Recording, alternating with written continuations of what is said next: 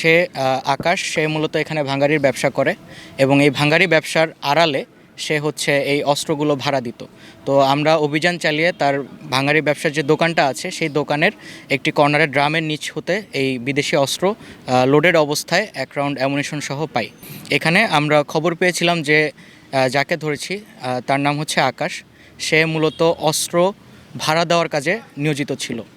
সে এই অস্ত্রগুলো border pass করে বিভিন্ন জায়গা থেকে আনতো এবং এনে সে এই অস্ত্রগুলো বিভিন্ন অপকর্মের জন্য, যেমন কিছুদিন আগে আমরা বেশ কিছু ফায়ারিং ইনসিডেন্ট পেয়েছি, তো এগুলোর জন্য এই অস্ত্রগুলো ভাড়া দিত। তো প্রাথমিক জিজ্ঞাসাবাদে এর তথ্য এবং সত্যতা এখনও পাওয়া যায়নি, তবে আমরা আরও জিজ্ঞাসাবাদ করব এবং পরবর্তীতে আরও নিশ্চিতভাবে জানতে পারবো যে অস্ত্রগুলো কী কাজে ব্যবহৃত হতো।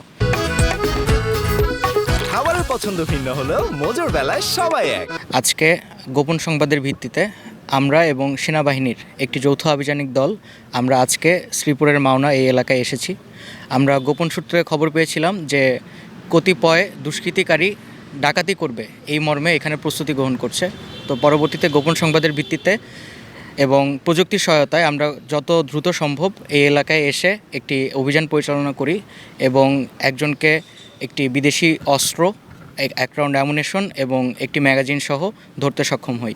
আসামিকে প্রাথমিকভাবে জিজ্ঞাসাবাদ করলে সে জানায় তার নামে একটি হত্যা মামলা ছিল, বর্তমানে সে জামিনে আছে।